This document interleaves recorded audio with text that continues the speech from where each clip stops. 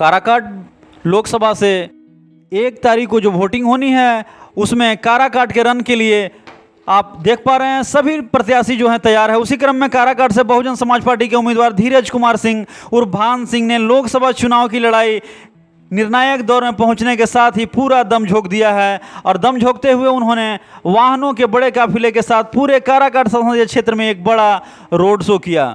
Road show के दौरान वे विरोधी प्रत्याशियों पर भारी पड़ते नजर आ रहे हैं। जैसा कि आप तस्वीरों में देख पा रहे हैं, काराकाट के सबसे कम उम्र के युवा उम्मीदवार होने के नाते और काफ़ी शिक्षित उम्मीदवार होने के नाते उनका दमखम और जवां जोश देखने लायक लग रहा है। उनका यह जोश स्थापित दिग्गज उम्मीदवारों को भी मात देता दिख रहा है और इसे जनता को काफ़ी भा रही है।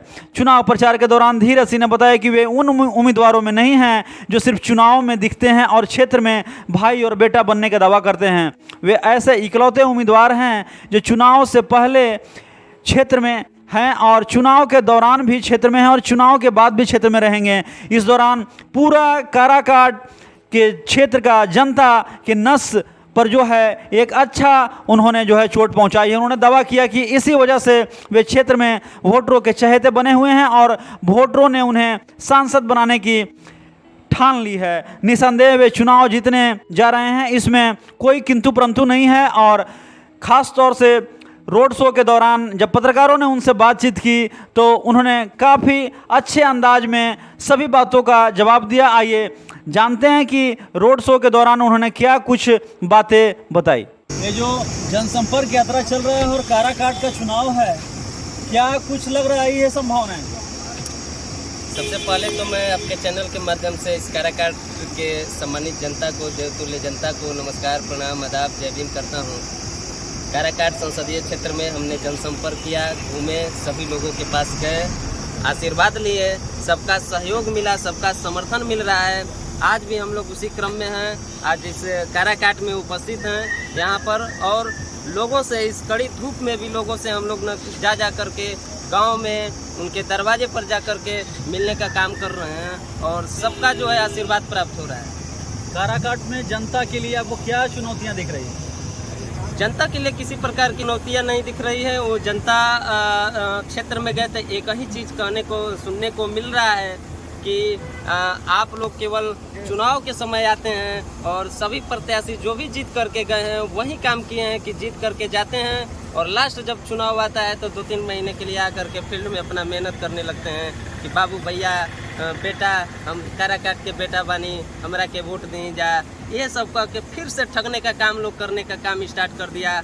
हम गए, विश्वास दिलाए कि हम युवा हैं, हम जो है जो भी आपको ठगने का काम किया वो लोग सब जो है 45 प्लस के बाद वाले ठगने के काम किए। हम युवा हैं, आपसे वादा करके जाते हैं कि जो भी वादा करके जाएंगे अगर काम नहीं करेंगे तो पिछली बार अपने गांव में जो है ढुकने से मना कर दीजिएगा, अपने गांव में आने से मना कर दीजिएगा।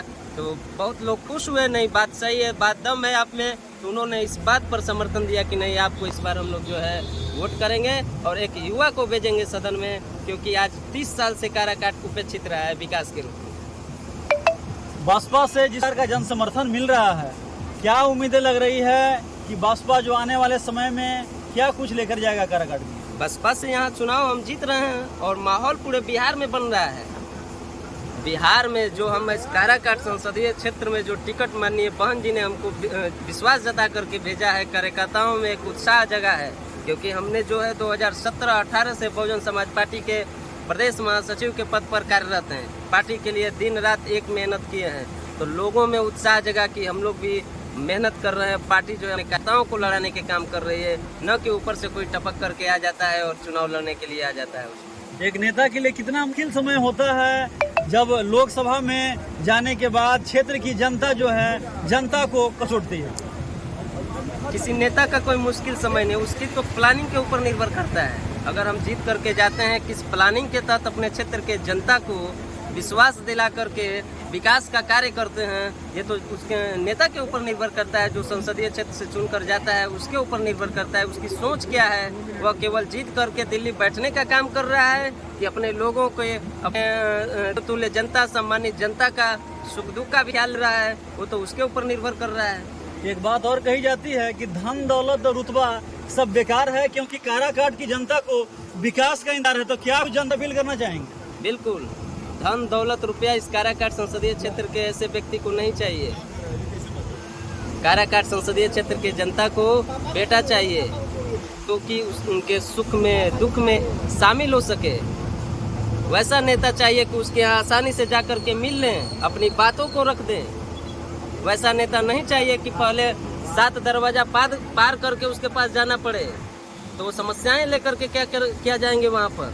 उनकी नेता क्या उनकी इस जनसंपर्क यात्रा में कैसे लोगों का सहयोग मिल रहा है? बहुत अपार सहयोग मिल रहा है। जनसंपर्क यात्रा में लोगों द्वारा इस बार युवा आया है, युवा को जिताएंगे और वहीं जो है काराकाट का कायाकल्प बदल सकते हैं। एक युवा के हाथ में आया है, युवा एक माने राष्ट्रीय दल से, राष्ट्रीय पार्टी से लड़ रहा है चुनाव, उनको समर्थन मिल रहा है, हमको समर्थन। और युवा की बागडोर जो है काराकाट के हाथ में देना चाहती है जनता, तो क्या कुछ अपील करके युवाओं से 1 तारीख को 1 नंबर पर इस भारी मतों से विजयी बनाएं। आपके लिए आपका यह बेटा भाई हर परिस्थितियों में आपके साथ खड़ा रहेंगे और विकास का कार्य करेंगे। खास करके युवाओं की बात करते हैं तो युवाओं के लिए शिक्षा कूद करने के लिए मैदान उद्घाटन किया, क्रिकेट का, वॉलीबॉल का, मिला कि सभी उद्घाटन हमने खेत ग्राउंड नहीं है क्या कि हम खेत में आप हमने बोला कि आप लोग मदद कीजिए, युवा को